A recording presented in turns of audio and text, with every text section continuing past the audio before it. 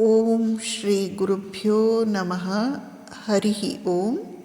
ಸ್ವಾಮಿ ವಿವೇಕಾನಂದರು ಮದ್ರಾಸಿನ ಶಿಷ್ಯರಾದ ಶ್ರೀ ಅಳಸಿಂಗ ಪೆರುಮಾಳ್ ಅವರಿಗೆ ಅಮೇರಿಕಾದ ಚಿಕಾಗೋದಿಂದ 2 ನವಂಬರ್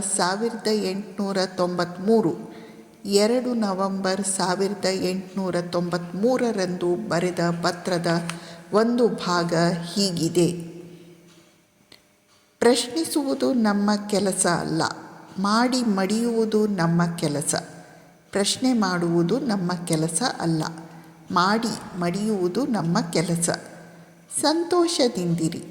ಮಹಾಕಾರ್ಯಗಳನ್ನು ಮಾಡುವುದಕ್ಕೆ ದೇವರು ನಮ್ಮನ್ನು ಆರಿಸಿರುವನು. ನಾವು ಅದನ್ನು ಸಾಧಿಸಿಯೇ ಸಾಧಿಸುವೆವು.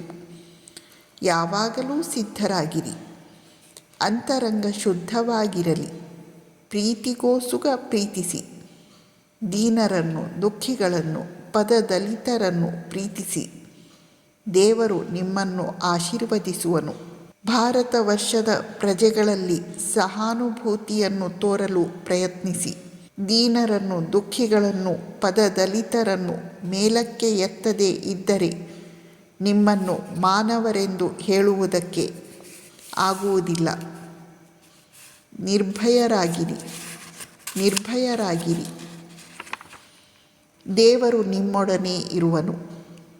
ಹಸಿವಿನಿಂದ, ಮೌಢ್ಯದಿಂದ ನರಳುವ ಕೋಟ್ಯಾನುಕೋಟಿ ಭಾರತೀಯರನ್ನು ಅವನು ಉದ್ಧಾರ ಮಾಡುವನು. ನಾವು ಬಡವರು ಎಂದು ಯೋಚಿಸಬೇಡಿ. ಹಣ ಶಕ್ತಿ ಅಲ್ಲ, ಒಳ್ಳೆಯತನ, ಪಾವಿತ್ರ್ಯ ಇವೇ ನಿಜವಾದ ಶಕ್ತಿ. ಹಣ ನಿಜವಾದ ಶಕ್ತಿ ಅಲ್ಲ, ಒಳ್ಳೆಯತನ, ಪಾವಿತ್ರ್ಯ ಇವೇ ನಿಜವಾದ ಶಕ್ತಿ. ಜಗದ ಎಲ್ಲ ಕಡೆಯಲ್ಲೂ ಇರುವುದು ಹೀಗೆ ಎಂಬುದನ್ನು ಬಂದು ನೋಡಿ. ನಮಸ್ಕಾರ.